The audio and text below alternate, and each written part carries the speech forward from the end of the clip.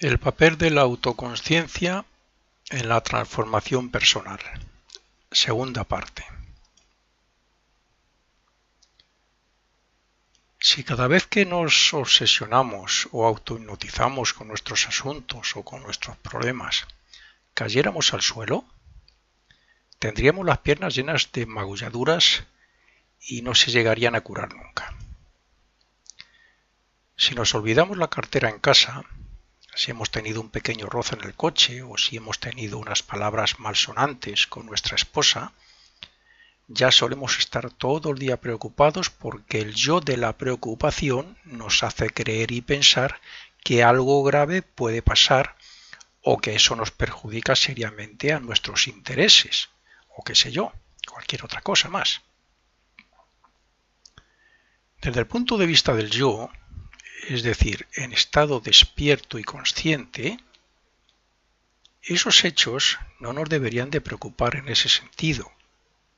De hecho, solemos decir que todo tiene soluciones excepto la muerte.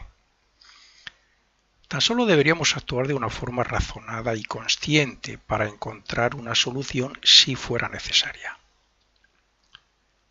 ¿Los acontecimientos nos eligen o eligen el momento para ponernos a prueba?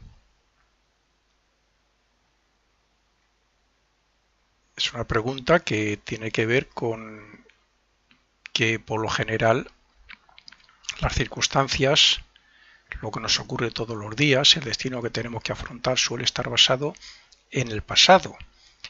En el pasado, una pequeña parte del pasado de esta misma vida, pero en gran parte en el pasado de otras vidas, en causas de otras vidas. Por lo tanto, los acontecimientos, por no decir los ángeles del destino, eligen el momento en que cada prueba, por ejemplo, u oportunidad, se tienen que aparecer ante nuestra vida. Eso da igual, lo importante es que son ellos los que nos ayudan a despertar hacia el estado de conciencia del yo, siempre y cuando estemos expectantes hacia nosotros mismos y hacia lo que ocurre a nuestro alrededor. Los problemas son oportunidades de tomar conciencia de nosotros mismos. Es una manera de darnos cuenta de cómo somos, de cómo actuamos. Es el medio en que la conciencia nos dice, que te estás comportando mal, que esto no es así. ¿Hasta qué punto son felices los que se pasan la vida preocupándose por todo y sufriendo y amargándose por lo que no tiene solución? ¿Hasta qué punto son felices? Yo pienso que muy poco. Un coche destrozado, la muerte de un familiar.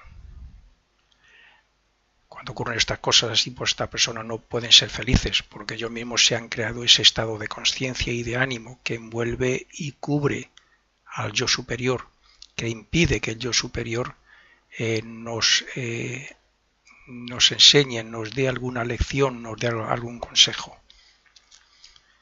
Y como estamos rodeados de toda esa manera errónea de ver y de comprender y de actuar, mientras no salga de nosotros, de nuestra propia voluntad, mientras no tengamos la intención de observar nuestras actitudes, nuestras expresiones, nuestras acciones para corregirnos, pues ese yo superior no nos podrá echar una mano.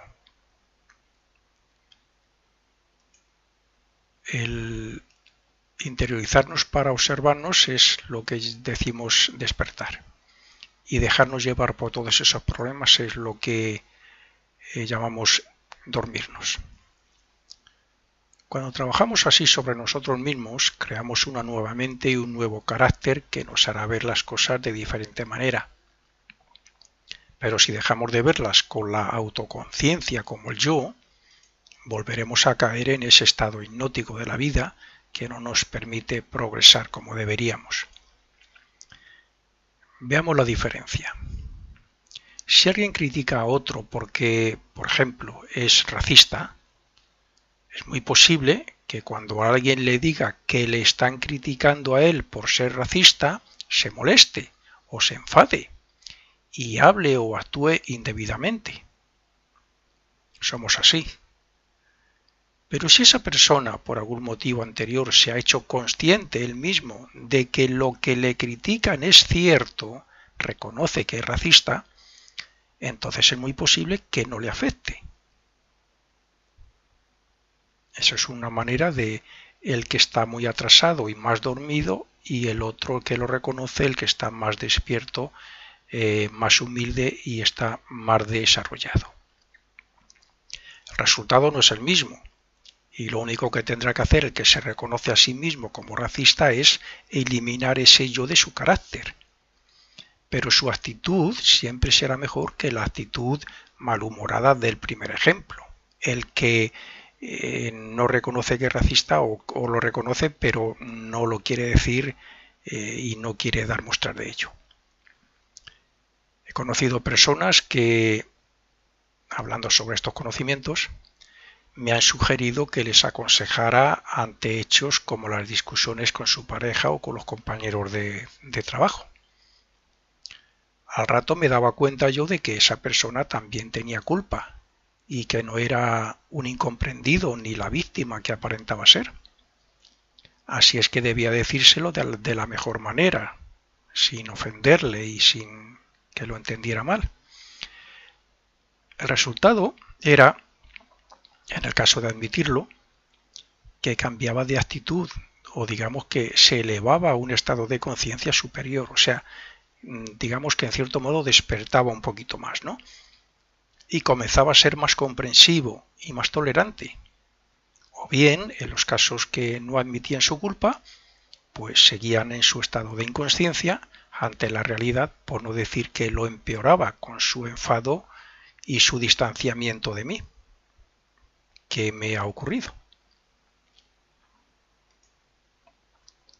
En estos casos fue el yo de la autoestimación el que hizo que esa persona despertaran o se hicieran más inconscientes de lo que en verdad eran. Y por eso, y como dice alguna escuela, deberíamos analizar todos nuestros yoes para ver cómo nos tienen dominados y cómo no permiten que despertemos hacia una conciencia superior. El autoanálisis y la autoobservación no solo tienen la gran ventaja de descubrir por cuántos yoes o defectos estamos dominados, sino que también nos hacen ver las virtudes con las que podemos combatirlos y elevar nuestra conciencia. Pero, cuidado, la observación sobre sí mismo no es la mera observación que hacemos sobre el mundo que nos rodea. Esta observación no tiene ninguna relación con los sentidos, sino que es algo así como un sexto sentido perteneciente al yo superior.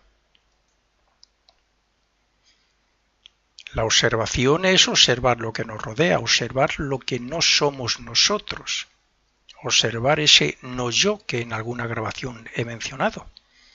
Y la autoobservación es observarnos a nosotros mismos.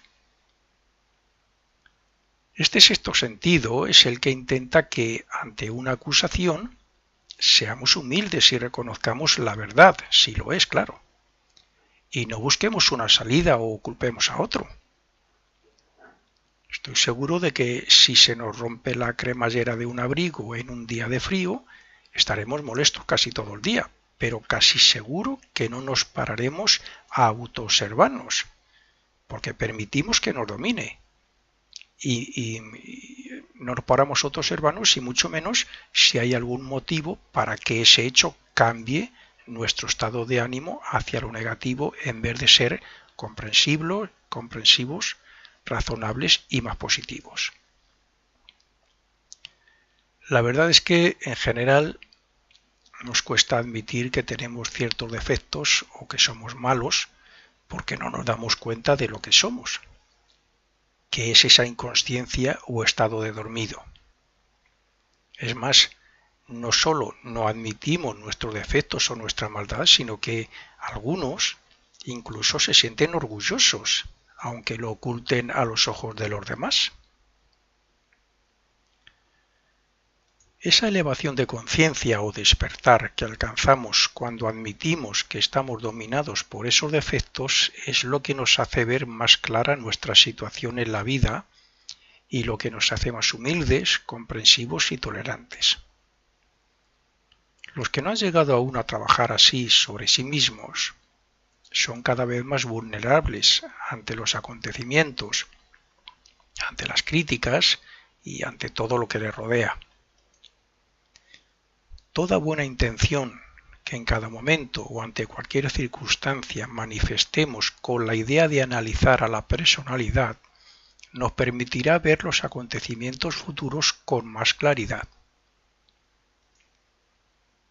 Pero suele ocurrir que cuando nos analizamos y observamos internamente, no queremos identificarnos con la personalidad, o sea, con los defectos o yoes que la componen. No queremos porque vemos que estamos cegados y dominados por rencores, recelos, preocupaciones materiales y otros sentimientos negativos.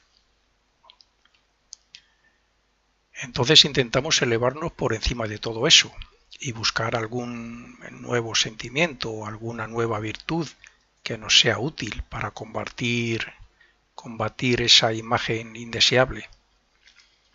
Pero eso no es nada fácil, porque la personalidad desea ser la primera y subsistir a cualquier intento de aniquilación por parte del yo.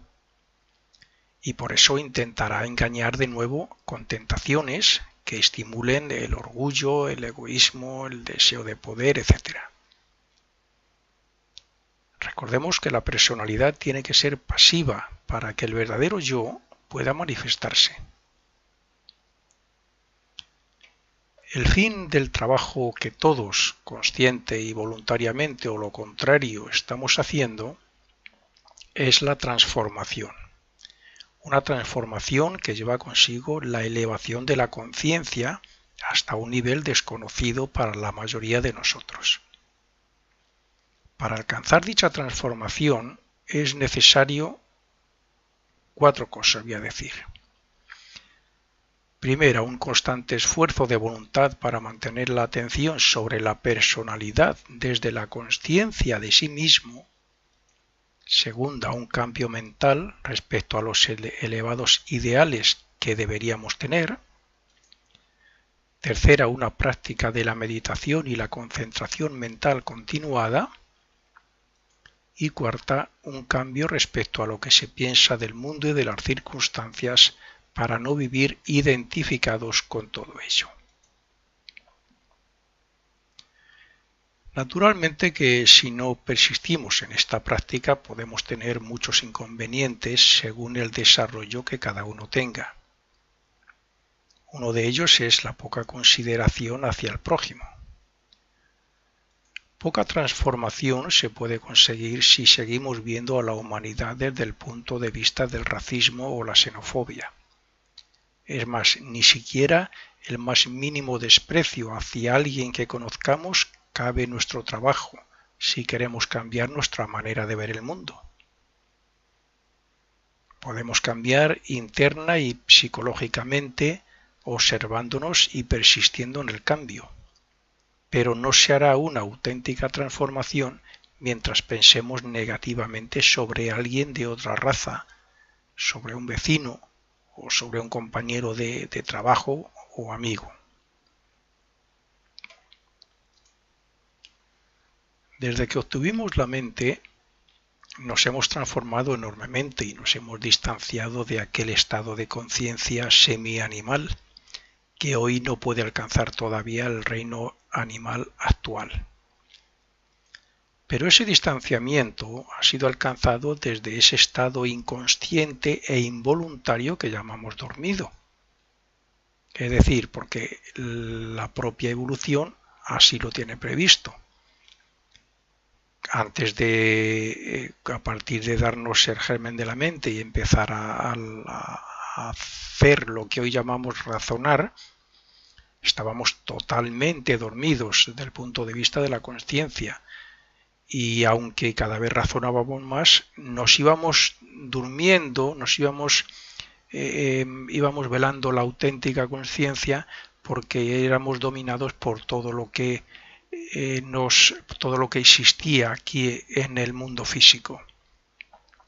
Y eso que existía en el mundo físico nos dominaba y nos dormíamos más y cuanto más uso hemos hecho de ello, más. Y ahora ya, al cabo de unos miles de años, que estamos empezando a utilizar más seriamente la mente para razonar, es cuando tenemos más oportunidades de despertar, de separar el verdadero yo de todo lo demás. Es cierto que todo puede seguir así, pero la etapa y el momento actual nos ofrece la posibilidad, a unos más que a otros según su desarrollo y su comprensión, de acelerar nuestra evolución desde el punto de vista de la conciencia y del ser. Pero como todo progreso lleva al ser, es un inconveniente el hecho de que no amemos al prójimo como a nosotros mismos. ¿Cuál es la barrera que nos impide llevar a cabo esto? Pues los muchos y diferentes yoes que nos atan y que hacen que nos identifiquemos con el mundo, con las circunstancias, con los problemas, con lo que deseamos y con el egoísmo principalmente. Por eso debemos tener un cambio en la forma de pensar y de ver el mundo y al prójimo. El hecho de identificarse con nuestros cuerpos y nuestra mente, y ni siquiera el hecho de obtener mucho conocimiento o de comprender todo lo que aquí se dice y más, nos facilita esa transformación que todos debemos alcanzar. Si no hay práctica y persistencia, nada se conseguirá. Decimos que somos malos cuando violamos las leyes o cuando criticamos o deseamos el mal a los demás, etc. Pero no nos damos cuenta de que vivimos con un enemigo que no nos permite desarrollar la conciencia más rápidamente, precisamente porque impide que lo veamos. Este enemigo es ese automatismo que he dicho, esa inconsciencia que nos lleva a actuar más por instinto y por hábito que por voluntad propia, basada en nuestros más elevados ideales y en el discernimiento incluso. La inconsciencia o la falta de observación de uno mismo nos lleva, por ejemplo, a la crítica, mientras que la consciencia de sí mismo nos lleva a criticarnos a nosotros mismos, porque observamos nuestros defectos en forma de emociones, de deseos, de pensamientos negativos y sin control, etc. Muchas de las personas que lean esto se propondrán hacer este trabajo sobre sí mismo porque sientan la necesidad de hacer esa transformación. Pero en el momento en que su voluntad se debilite y su mente ande descontrolada, ésta se regocijará entre las emociones y los deseos de siempre y volverá a identificarse con los hechos y con los problemas que le rodean. Y a lo mejor pasará un tiempo y seguirá durmiéndose más hasta que vuelva a escuchar otra grabación como esta o similar o a leer un libro que hable de estas cosas y el yo le puede hablar un momentín y le diga ponte a practicarlo porque necesitas, porque tienes que hacerlo tarde o temprano.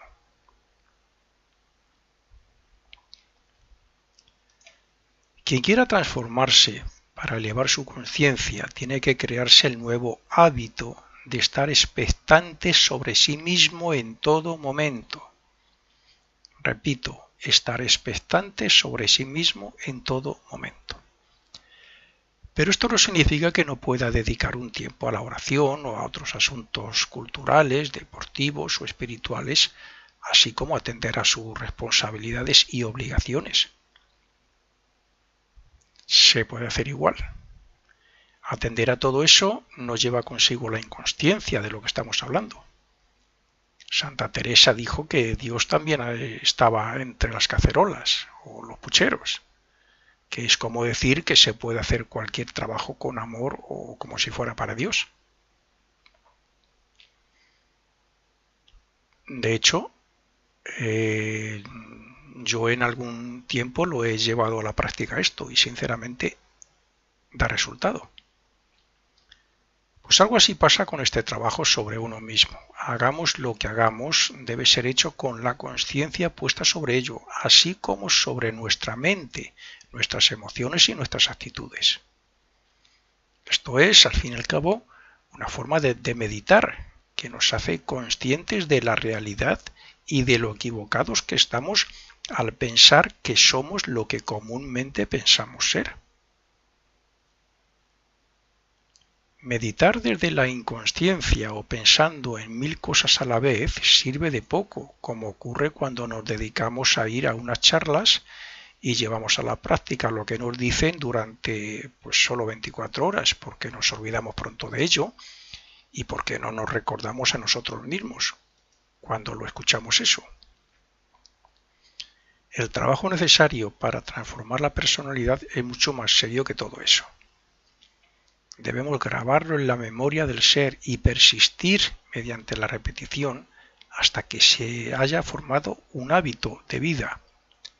Hasta que sea un hábito de vida el hecho de estar atentos a lo que ocurre a nuestro alrededor, a lo que nos afecta en nosotros mismos y a razonar conscientemente sobre todo ello.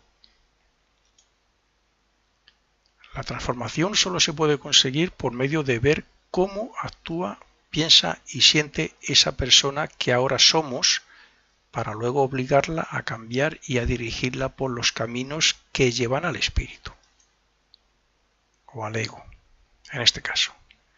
De nada sirve tener 1000 libros y leerlos para memorizar poco y llevar a la práctica menos aún si no tomamos sus enseñanzas espirituales como un trabajo obligado para nuestra vida cotidiana. Es más, de nada sirve leer 1000 libros si no tomamos conciencia real de lo que leemos. Hay personas que leen y leen y leen y luego les preguntas ¿qué han leído? Y no se acuerdan de apenas nada, no han tomado conciencia de ello.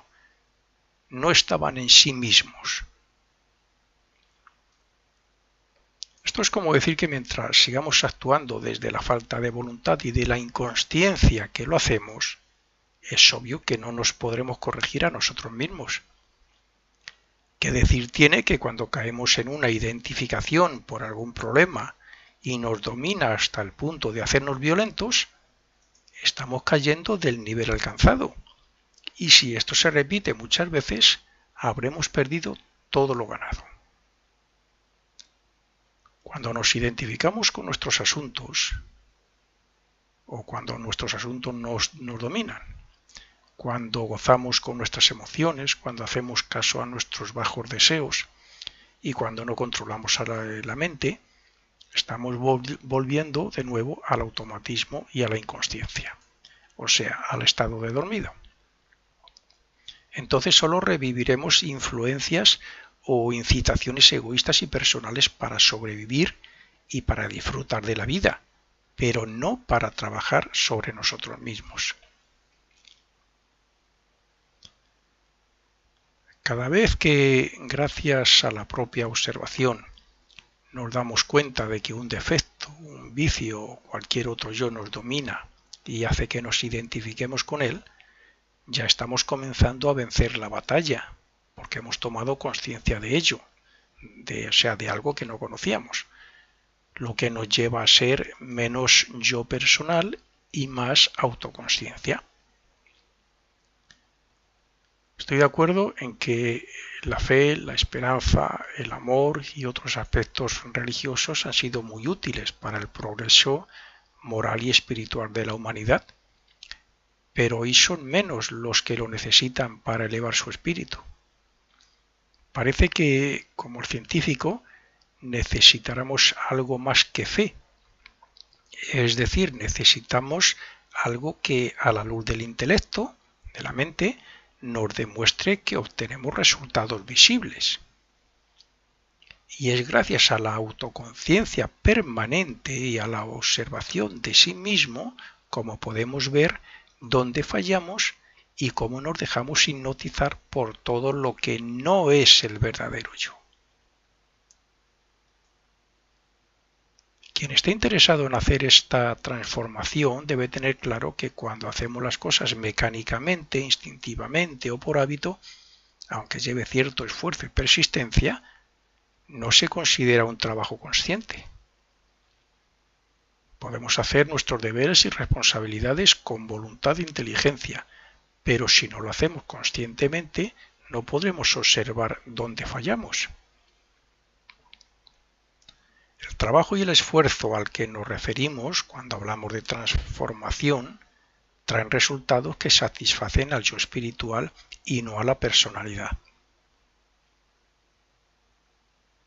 ¿De verdad se producirían tantas guerras y actos de maldad si en vez de actuar como personas inconscientes y autómatas lo hiciéramos desde la conciencia y de sí mismo y la propia observación?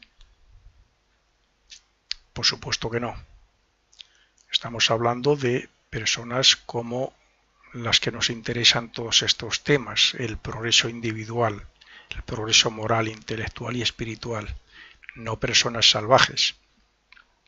Las personas muy poco desarrolladas no son capaces ni de autoobservarse, no desean ni siquiera autoobservarse, prefieren hacer la guerra. Pero personas que de un desarrollo medio o algo elevado ya tenemos un progreso suficiente como para que la consciencia nos pueda hablar. Y cuando nosotros nos autoobservamos y meditamos sobre nosotros, etcétera, como he dicho, es cuando podemos cambiar muchas de las decisiones y de las acciones que hacemos en las 24 horas de cada día. La vida con sus experiencias son nuestros maestros porque podemos experimentar en cada acontecimiento. Pero si no lo hacemos desde la buena voluntad y la conciencia, moriremos casi con lo mismo aprendido que ya traíamos cuando nacimos.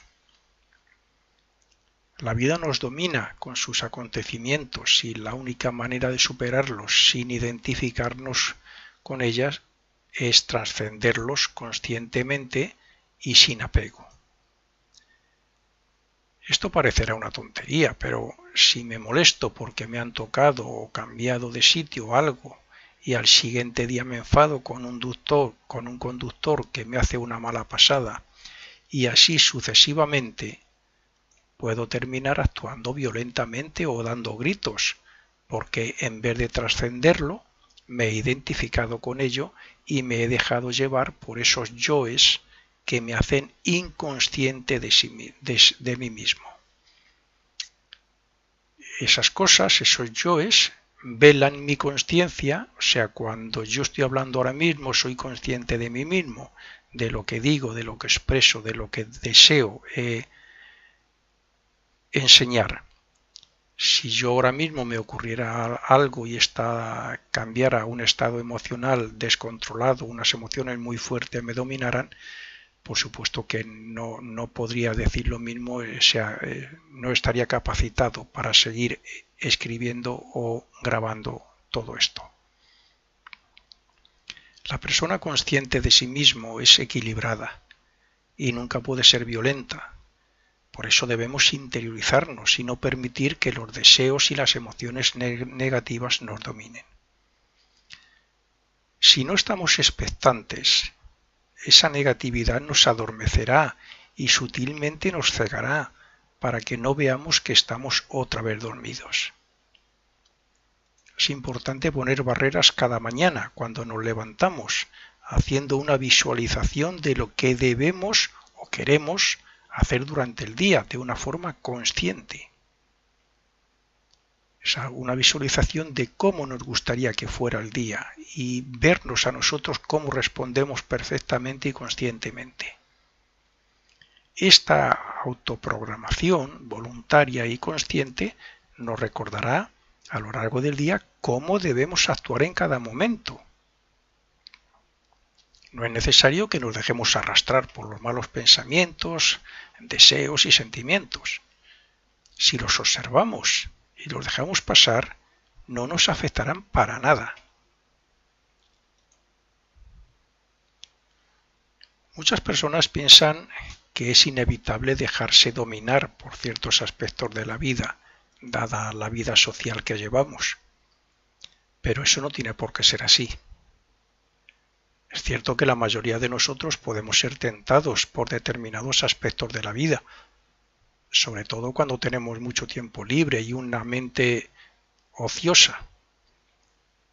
Hay personas que no dejan de fumar o que se hacen alcohólicos, hay otros que no lo hacen, pero van al gimnasio para lucir o para formarse un cuerpo y luego lucirse con él en la playa o por ahí. Otros se pasan un montón de horas viendo la televisión y metiéndose conscientemente en el papel de lo que ven, hasta el punto de que pierden la conciencia personal, la conciencia de sí mismo. Otros se juegan el dinero en la lotería o en los casinos, etc. Como podemos ver, unos están hipnotizados o ciegos por cosas relacionadas con el cuerpo físico, otros por las emociones y otros por su propia mente. Sin embargo, si esas personas tuvieran el grado de desarrollo suficiente como para manifestar algo de la influencia superior, o sea, del yo o alma, lo superarían pronto o ni siquiera habrían caído en la trampa que esos yoes nos ponen para hacerse fuertes. Quiero decir que nos podemos dejar engañar por los diferentes cuerpos que tenemos, aunque el yo superior nos advierta que lo que vamos a hacer o lo que estamos haciendo no se relaciona con él. Todas estas pruebas y tentaciones fortalecen la voluntad y la razón, siempre y cuando las observemos, las razonemos y las dejemos pasar sin implicarnos con ellas de una forma voluntaria.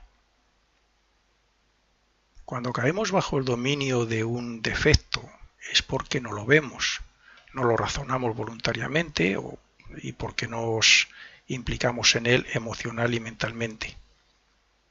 Pero también ocurre que nos dejamos dominar por un mal hábito porque nuestra mente instintiva, el yo imaginario que creemos ser cuando no razonamos, porque nuestra mente instintiva nos dice que por hacer eso no pasa nada. Claro que también los yoes de la vanidad, del orgullo y otros que aparentemente no le damos importancia, pueden ser los que nos cieguen y nos hagan pensar que somos un yo compuesto por todos esos defectos, vicios, malos hábitos, etc. ¿Cuántas veces hemos dicho algo incorrecto o incluso hemos discutido sin tener razón y luego nos hemos arrepentido? Muchas veces y a diario. Incluso escuchamos la voz de nuestro yo y nos hacemos conscientes de la realidad proponiéndonos a la vez no caer otra vez en ello. Pero cuando llega otra ocasión, si nuestra mente no está controlada por la conciencia de sí mismo, responderá instintiva y automáticamente bajo la guía de otro yo de esos que cierra la conciencia del verdadero yo. Por tanto, somos utilizados una y otra vez por las circunstancias, por los acontecimientos y por nuestros aspectos personales, porque desde pequeñitos hemos sido enseñados por la vida social y por las personas que hemos imitado y que nos han educado y rodeado de esa manera. Por eso es inevitable hasta que en la pubertad comenzamos a tener decisiones propias. Si en esta etapa o incluso desde la infancia hubiéramos encontrado a personas relacionadas, por ejemplo, con estos conocimientos, con la verdadera filosofía oculta, seguro que la mayoría de nosotros no estaríamos tan ciegos y seríamos el capitán de nuestro barco. Nos podemos disculpar o justificar con no sé cuántos motivos, pero la realidad es clara. El verdadero yo tiene que imponer su voluntad sobre sus cuerpos y sobre todos esos yoes que intentan que no se manifieste, pero mientras tanto, después de cada vida, tendremos que rendir cuentas de nuestras actuaciones en ella. Y esto es irremediable y lógico porque si estamos evolucionando, tendrá que haber algún medio que nos obligue a rectificar nuestra conducta. El que está más dormido tendrá que hacer frente más a sus errores o sufrir más ante sus errores después de la vida. El que está más despierto es más consciente de sí mismo, es más observador de su aspecto o de sus aspectos internos. Ese seguro que tendrá que dar menos cuenta después de la vida aquí en el cuerpo físico.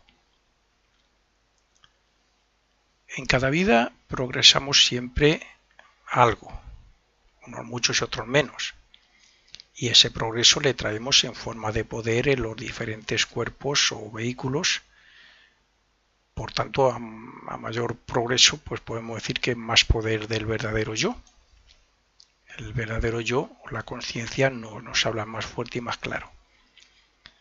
Pero como la meta y perfección espiritual está aún muy lejos, está claro que tiene que haber algo que nos ayude a limpiarnos de la influencia de todos esos defectos y errores, sean muy o poco graves. Por eso, después de cada vida, volvemos a morir como yo personal, el yo que creemos ser, para luego volver a ser el verdadero yo que se encuentra por encima de la mente, el observador, el conocedor. Antes de que eso ocurra, tenemos que deshacernos de todo lo que nos ata a la tierra y de todo lo que no esté en sintonía con el espíritu. Así es que, si hemos sido fumadores, tendremos que vencer el deseo de fumar por medio del sufrimiento por no poder fumar. O si hemos ofendido o injuriado, sufriremos en nuestra conciencia personal lo que la otra persona sintió cuando lo hicimos, para aprender y sentir el dolor ajeno que hemos causado. Así ocurre con todas nuestras actuaciones en pensamiento, en sentimiento, en hechos y por medio de la palabra. Todo lo que nos ha desviado de la línea espiritual y evolutiva que debemos seguir debe ser purgado para así renacer con una serie de lecciones aprendidas y con una voz de la conciencia más fuerte. La enseñanza es simple. Cuando actuamos en contra de las leyes divinas y de las que generalmente el hombre ha creado, estamos cegados o hipnotizados como verdaderos yoes que somos. Y cuando la personalidad con su mente se relaja, el yo verdadero puede hablar, corregir y hacerse fuerte porque se ha hecho consciente de la situación y utiliza su voluntad para razonar y dirigir o bien para no implicarse. Fin de la segunda parte. Errónea de ver y de comprender y de actuar, mientras no salga de nosotros, de nuestra propia voluntad, mientras no tengamos la intención de observar nuestras actitudes, nuestras expresiones, nuestras acciones para corregirnos, pues ese yo superior no nos podrá echar una mano. El interiorizarnos para observarnos es lo que decimos despertar. Y dejarnos llevar por todos esos problemas es lo que llamamos dormirnos. Cuando trabajamos así sobre nosotros mismos, creamos una nueva mente y un nuevo carácter que nos hará ver las cosas de diferente manera. Pero si dejamos de verlas con la autoconciencia como el yo, volveremos que te estás comportando mal, que esto no es así. ¿Hasta qué punto son felices los que se pasan la vida preocupándose por todo y sufriendo y amargándose por lo que no tiene solución? ¿Hasta qué punto son felices? Yo pienso que muy poco.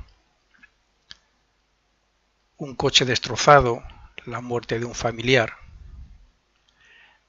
Cuando ocurren estas cosas así, pues estas personas no pueden ser felices porque ellos mismos se han creado ese estado de conciencia y de ánimo que envuelve y cubre al yo superior, que impide que el yo superior nos nos enseñe, nos dé alguna lección, nos dé algún consejo.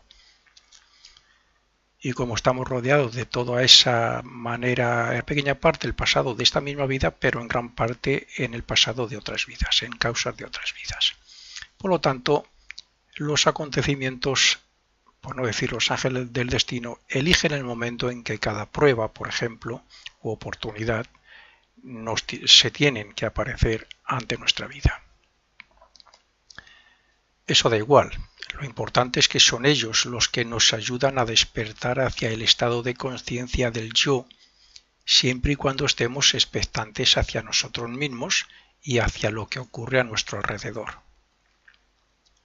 Los problemas son oportunidades de tomar conciencia de nosotros mismos. Es una manera de darnos cuenta de cómo somos, de cómo actuamos. Es el medio en que la conciencia nos dice, otra cosa más. Desde el punto de vista del yo, es decir, en estado despierto y consciente, esos hechos no nos deberían de preocupar en ese sentido. De hecho, solemos decir que todo tiene soluciones excepto la muerte. Tan solo deberíamos actuar de una forma razonada y consciente para encontrar una solución si fuera necesaria. ¿Los acontecimientos nos eligen o eligen el momento para ponernos a prueba? Es una pregunta que tiene que ver con que, por lo general, las circunstancias, lo que nos ocurre todos los días, el destino que tenemos que afrontar suele estar basado en el pasado. En el pasado, el papel de la autoconsciencia en la transformación personal. Segunda parte. Si cada vez que nos obsesionamos o autohipnotizamos con nuestros asuntos o con nuestros problemas, cayéramos al suelo, tendríamos las piernas llenas de magulladuras y no se llegarían a curar nunca. Si nos olvidamos la cartera en casa, si hemos tenido un pequeño roce en el coche o si hemos tenido unas palabras malsonantes con nuestra esposa, ya solemos estar todo el día preocupados porque el yo de la preocupación nos hace creer y pensar que algo grave puede pasar o que eso nos perjudica seriamente a nuestros intereses o qué sé yo, cualquier otra